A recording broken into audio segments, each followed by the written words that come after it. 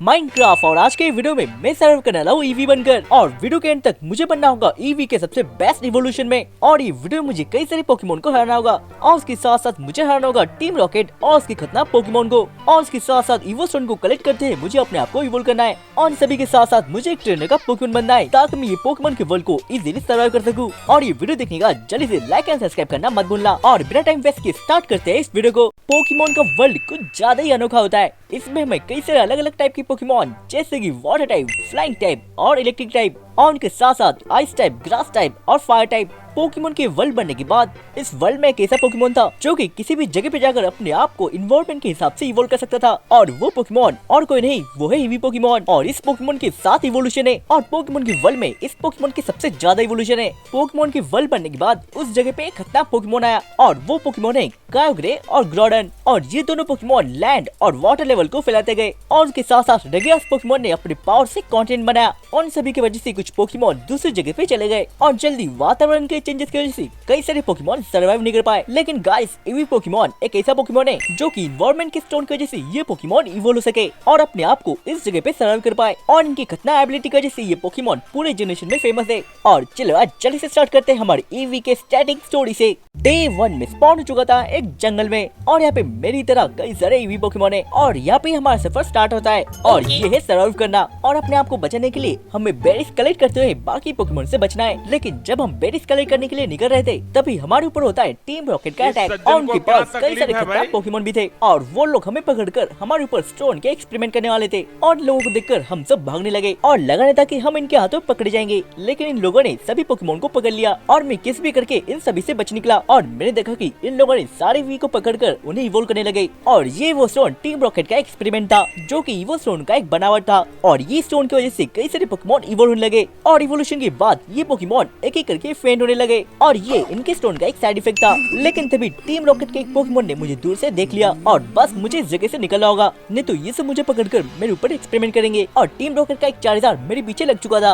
और अच्छा मैं लैंड में कुछ ज्यादा स्पीड हूँ और मैं जल्दी जल्दी टीम रॉकेट के सारे पोकेमोन से निकल पाया। और सच में गाइस ये डे 1 मेरे लिए कुछ ज्यादा ही हार्ड था और ऐसे ही बसते हुए यहाँ पे रात भी होने लगा और मैं पास के पेड़ के ऊपर यहाँ पे आराम से सो गया और पता नहीं यहाँ पे मैं कितने देर तक सर्वाइव कर सकता हूँ। और नेक्स्ट डे उस जगह पे पहुंचने के बाद मैंने देखा कि वो लोग सब कुछ तोड़कर इस जगह से जा चुके हैं और हाँ मुझे इन सभी का बदला लेना ही होगा और पता नहीं क्या मैं टीम रॉकेट और उनके खतरनाक पोकेमोन को हरा पाऊंगा या नहीं। और इस वर्ल्ड में सर्वाइव करने के लिए मुझे कई सारी खतरनाक चीजों को बनाना होगा और मैं जल्दी जाकर कई सारे वुड को तोड़ने लगा और इस तरह कई सारे पेड़ को तोड़ने के बाद मुझे यहाँ पे खतरनाक सा स्टोन दिखा और ये स्टोन का नाम था लीफ स्टोन। शायद से टीम रॉकेट के किसी मेंबर ने इसे गिरा दिया होगा और मुझे इतना पता है कि इस स्टोन को यूज करने के बाद मैं इवोल्व हो सकता हूँ। लेकिन मुझे लगता है कि ये स्टोन टीम रॉकेट का एक एक्सपेरिमेंट है और फिर मैं चल पड़ा कई सारे बेरीज को खोजने के लिए और यहाँ पे कई सारे अच्छे दिखने वाले बेरीज को ज्यादा ही खतरनाक होते हैं जिससे खाने के बाद आपको चक्कर और तबियत खराब भी हो सकता है। और हालांकि मैंने एक बेरीज को यहाँ पे खा लिया था और इस तरह कई दूर आगे आने के बाद मैंने यहाँ पे खतरनाक पोकेमोन को देखा। शायद से लगता है कि ये पोकेमोन है एक हिटरन और ये पोकेमोन जहाँ पे भी कदम रख रहा था उस जगह पे लावा निकल रहे थे और शायद से ये पोकेमोन को ज्यादा ही पावरफुल है। और ये सब देखने के बाद मुझे लगा कि मुझे अपने आप को ट्रेन करना चाहिए और इस तरह मैं लग गया छोटे मोटे पोकेमोन के ऊपर अटैक करने के लिए और इसी तरह मैंने कई सारे छोटे छोटे पोकेमोन के ऊपर अटैक किया और मैं धीरे धीरे करते हुए लेवल अप भी हो रहा था। और रात को सर्वाइव करने के लिए मैंने यहाँ पे एक छोटा सा घर बनाया लेकिन तभी मैंने देखा कि मेरे ऊपर से एक खतरनाक पोकेमोन निकला है और वो पोकेमोन ऑनिक्स और स्टीलिक्स है और ये पोकेमोन आपस में बैटल कर रहे हैं और सच में इनका बैटल कुछ ज्यादा खतरनाक था और इनके खतरनाक बैटल की वजह से मेरा ये घर टूट चुका था और मुझे लगता है कि मुझे इसी तरह यहाँ पे सर्व करना सीखना होगा। और दूसरे दिन में फिर से निकल पड़ा पोकेमोन के एक दूसरे जगह पे और सच में इस जगह पे काफी ज्यादा ठंड थी और यहाँ पे मैंने कई सारे आइस टाइप पोकेमोन को देखा और पता नहीं गाइस इन पोकेमोन को ठंड क्यों नहीं लग रही। लेकिन तभी मैंने देखा कि एक पोकेमोन लावा के पूल के पास गिर चुका है लेकिन आइस टाइप पोकेमोन होने के कारण वो पोकेमोन वहाँ से निकल नहीं पा रहा और शायद से लगता है कि मुझे इस पोकेमोन को यहाँ पे बचाना होगा और मैं जल्दी इस पोकेमोन के पास जाकर उसे किसी भी हालत में बचा लिया और इसे बचने के बाद उन लोगों ने मुझे खतरनाक पोकेमोन का स्टोन दिया और ये स्टोन का नाम था आइस स्टोन और इस स्टोन को यूज करते ही मैं आइस टाइप पोकेमोन बन सकता था। और इन सभी को थैंक यू बोलने के बाद मैं निकल पड़ा अपने पोकेमोन के सफर की ओर।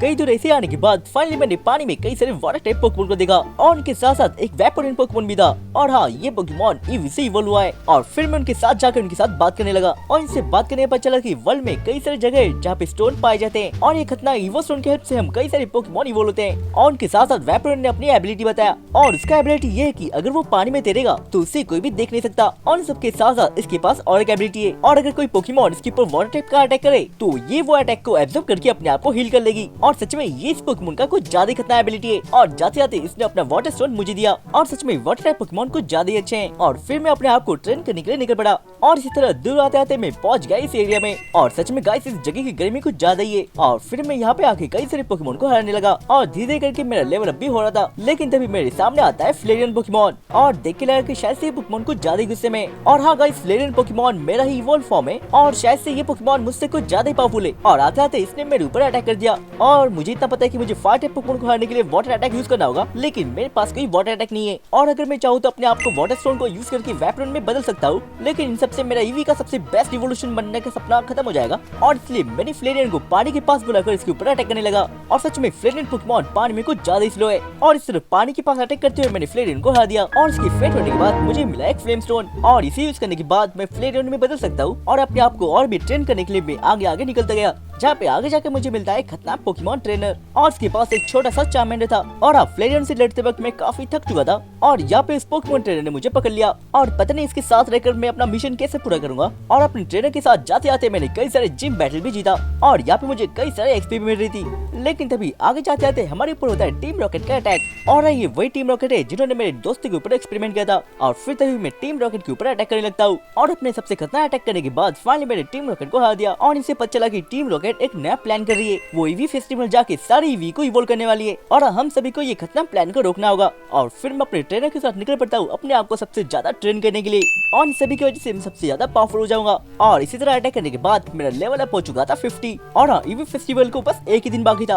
और इन सभी को रोकने के लिए हमें आज ही निकलना होगा। और हम इसी रात निकल पड़ते हैं ईवी फेस्टिवल की ओर। जब हम आगे ऐसे बढ़ रहे थे तभी हमारे ऊपर होता है खतरनाक पोकेमोन का अटैक और ये पोकेमोन है एक हिटरैन। और ये वही हिटरैन है जिसे मैंने पहले देखा था और देख के लगा कि ये पोकेमोन काफी ज्यादा गुस्से में, ये इसलिए ताकि हम इसके एरिया में आए हुए हैं। फिर तभी मैं अपने ट्रेनर और मुझे बचाने के लिए मैंने इसके ऊपर अटैक किया और सच में ये काफी ज्यादा पावरफुल है। और कई बार इस तरह अटैक करने के बाद फाइनली ये पोकेमोन आगे से निकल गया और उसके जाते ही मैं धीरे धीरे करके इवॉल्व होने लगा और फाइनली मैं जाके बनता हूँ अम्ब्रियन में। और सच में ये शायद ईवी का सबसे बेस्ट इवोल्यूशन है। और इस तरह चलते चलते हम पहुंच चुके थे ईवी फेस्टिवल में और सच में इस जगह पे कई सारे ईवी पोकेमोन भी है और देख के लगा कि शायद से इस जगह पे अभी तक टीम रॉकेट आई नहीं है। और ये सब कहने के बाद वहाँ पर आता है व्हाइट कलर का चार्जर और ये व्हाइट टीम रॉकेट के बॉस का चार्जर है और उस जगह पे टीम रॉकेट भी आ चुके थे और सारे ईवी पोकेमोन और बाकी सबको बचाने के लिए हम दोनों के बीच एक इतना बैटल हुआ। और कई बार इसे अटैक करने के बाद मेरे मून ब्लास्ट अटैक से फाइनली चार्जर यहाँ पे हार चुका था और आखिरकार हमने टीम रॉकेट को हरा दिया और सबको हारते देख टीम रॉकेट उस जगह से जा चुकी थी। और फाइनल गाइस आखिरकार मैंने अपनी सारी मिशन को कंप्लीट कर लिया है। और गाइस ये वीडियो देखकर आपको कैसा लगा ये आप हमें कमेंट में बताएं और अगर आप हमारे चैनल पे नए हैं तो जल्दी से हमारे चैनल को सब्सक्राइब करें और ये वीडियो अच्छा लगा तो जल्दी से इस वीडियो को लाइक कर देना और मिलते हैं अगली और नए वीडियो के साथ। Thanks for watching.